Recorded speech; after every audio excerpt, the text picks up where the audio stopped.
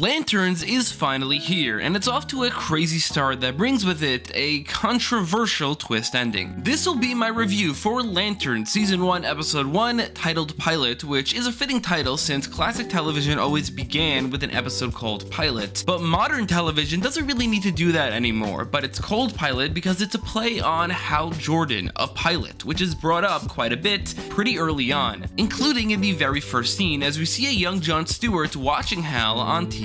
This takes place in 1996. We learn that Hal became a Green Lantern in 1986. He revealed his identity to the world in 1996. We later learn that Hal stopped backing up his consciousness into the ring in 2006. The main plot of this episode takes place in 2016, and the present day plot is 2026. So there's a 10-year jump motif, always in the 6th year of a decade, which makes this a 40-year long story, which is just crazy to think about. But that 1996 setting is an interesting one since it shows a bit of Jon's origin story. Now, I'm still not a fan of Hal being this old, at least for now, but I will say if he is this old, then we might as well be doing something interesting with it, and we most certainly are when it comes to Jon Stewart. Jon doesn't really have a very interesting origin story in the comics, but what they do here is very interesting. We see in a trailer that Jon's mother was approached by a guardian of the universe when he was a baby, choosing Jon from the beginning to be a future Green Lantern. Now, Jon's father goes to absolute psychotic lengths to essentially groom Jon into growing up to be fearless, to be worthy of the Green Lantern ring, making his entire life about becoming a Green Lantern, which is pretty interesting, and it makes this opening scene a really interesting one because of it.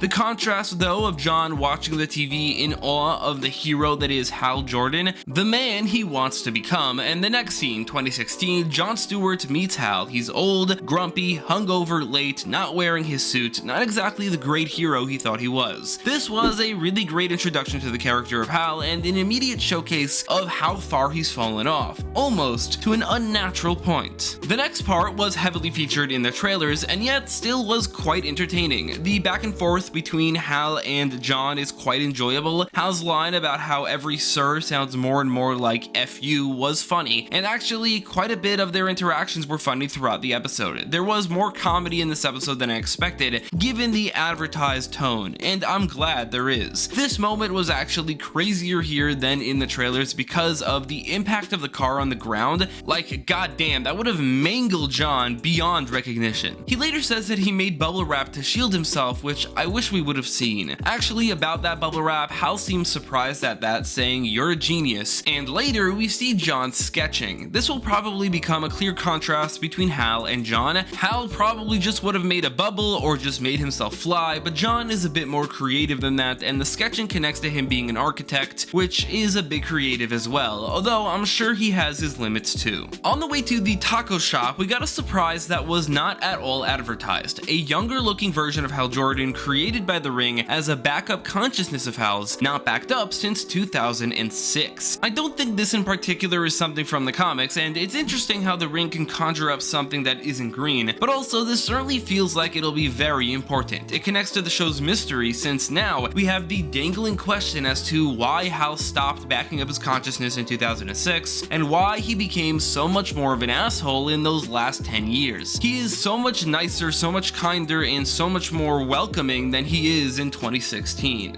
My best guess is that it connects to the gold on the ring. He has been possessed by Parallax. Now, right before this scene, we got the show's intro. A bit of a tangent, but I am an intro guy. This is an HBO show, and HBO has given us some incredible intros, like the Game of Thrones intro or the inspiration of this series, True Detective. So I was immensely disappointed, just like I was with The Penguin, that this show doesn't really have an intro. It's just a very short animated title card with very forgettable and boring music. However, what is interesting is that the beginning of the intro's light is absolutely not green. It's very clearly yellow before fading into green, further teasing the parallax, or at least yellow lantern, angle. And there's more hints that specifically speak to Hal's personality, things that I maybe would have been complaining about if they didn't make it clear that something happened to him to change him in the last 10 years. He is an asshole to Jon and really does not want to train him. That connects to maybe not wanting to be replaced and not wanting to lose his Green Lantern identity, but clearly if it was the 10 years ago Hal, he would have been a lot more willing to train. He talks about the Green Lantern suit as if it's stupid. He talks about Ab and Sewer with no respect, even talks talks about Earth as if it's like a backwater planet, as if he himself is some sort of alien. Something is clearly affecting him pretty greatly, and this hologram is a clear indication of that. And looking at the comics, and looking at the gold on his ring, which is the opposite of what you would want on a Green Lantern ring, which is weak to yellow, it's gotta be Parallax. This episode does a bit of world building in regards to the Green Lanterns, mostly in regards to how known Hal is. He's a celebrity and maybe the most famous hero on Earth, at least as of 2016, kinda like Captain America before the events of Iron Man. It also seems like it was when he came onto the field in the late 80s that people of Earth became aware of the existence of aliens. It was also around this time, coincidentally, that Krypton exploded. It's just crazy to think about that Hal Jordan was already active for around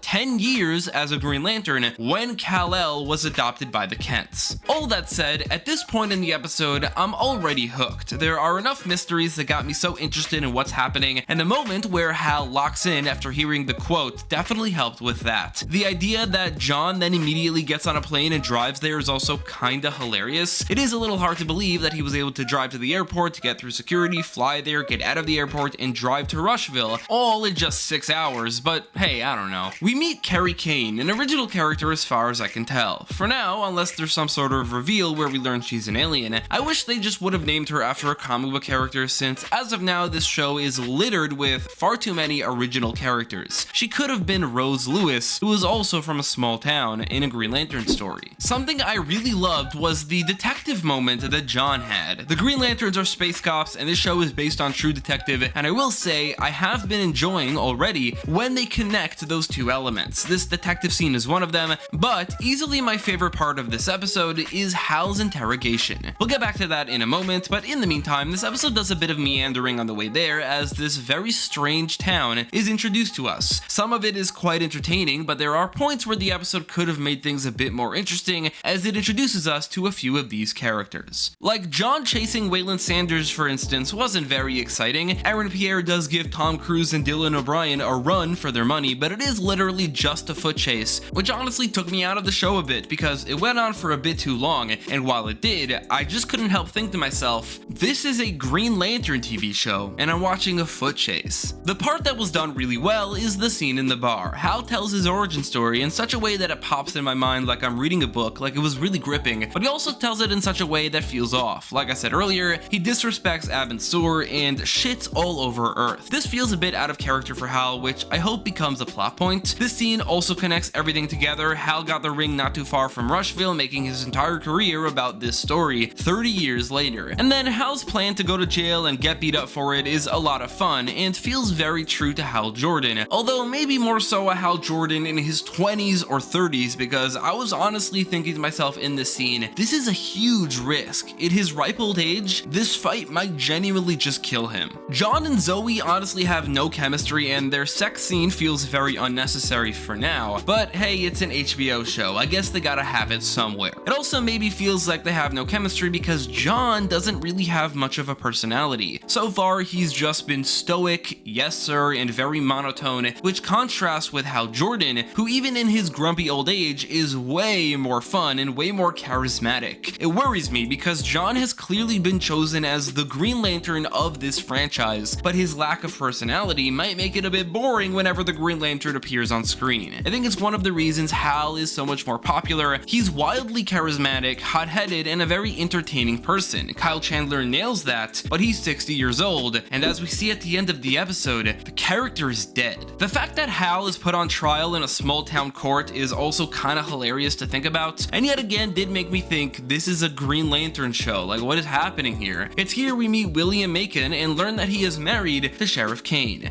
This means that both of the main love interests, or at least we were told that these two are the main love interests, are married women, married to a father and son pair, and it's the wife of the younger one who is the love interest to Hal, and the wife of the older one who is the love interest to John. Just extremely complicated stuff here, and no doubt will not end well. The next scene is also very unusual. They drive into this enormous private property filled with a private militia all working for Will Macon. The small age gap between father and son is a little hard to get past, and the general idea of this place is so weird to me. Will Macon and Billy Macon have been teased to be this show's reimagining of William Hand, the Black Hand, and this was a good enough introduction to them, but I guess this is the part of the episode that I was the least intrigued by. As of right now, I do not care about these individual characters, although the mystery as to who Will Macon is working for is another dangling mystery to look forward to. And this anti-alien militia angle is interesting, we'll see where it goes. It's the last 10 minutes that sold this series for me, really hooking me in, mostly because of this interrogation. I love the experience feeling we get from Hal like he's clearly done this many times before, and he goes about it in a really entertaining way. What a delightful human expression was really funny before asking questions he thinks the alien would have studied, and then asking questions that everyone should know but the alien simply wouldn't because it's too general. It's funny when he asks about Harry Potter or Obama, but also it grows the tension as John and Carrie react from outside the glass. Everything shifts when Hal finally breaks through the facade and Waylon Sanders gives in. Chris Coy does an incredible job in the scene, almost making me feel like it's a waste that he's only in this episode, if that is the case, as he shifts to no longer trying to hide. The music becomes more intense, and the look on Carrie's face as she says, "Oh fuck." I was on the edge of my seat as he describes why he might, hypothetically, be here, and explains how he might just blow himself up. I love this scene as it uses the concept of the series so well. It's a grounded take on the Green Lanterns, but Hal does have the ring, the man is an alien, and the conflict is intergalactic.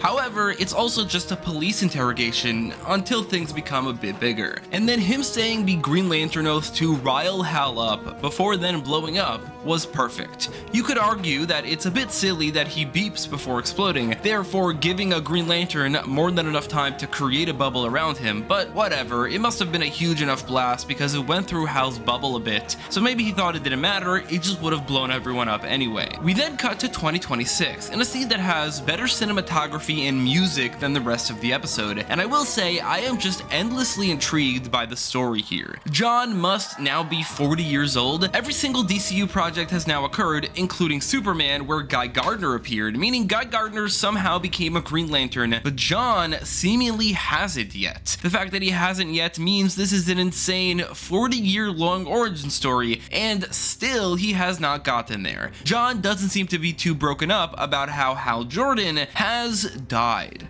Now, I'm gonna reserve judgment here. Hal will appear a lot in this series, and he has died in the comics before. He doesn't have the ring, and clearly something happened between these two time periods. It's possible that this is a Manhunter, or maybe he is dead but comes back as the Spectre, or Green Lantern Rebirth is adapted, but as of right now, it does seem like he was killed from a bullet, left to die in the snow. As a Hal Jordan fan, this is all very frustrating, since I just wanted a good adaptation of Hal in his prime, and did not want him to be killed off, but as a fan of good television and just looking at this episode in a vacuum without any preconceived notions from the comics, this is a really great hook for the series. It left me very intrigued to the show's story, how they interweave what is essentially 5 different decades of story and how it all connects together and where it all leads to. The show is also very well written in its dialogue, although not every fuck was necessary. The cinematography is really good for some of it and at least serviceable for the rest. It's entertaining, intriguing, gripping, and just generally very well made. It is pretty objectively a fantastic first episode of TV, basically what I expected from the start. I always thought this would be a good TV show, but maybe disappointing as a Green Lantern fan. We'll see on that front. I especially love the interrogation scene and loved Kyle Chandler as Hal, even if him being that old is something that I never would have wanted for the character.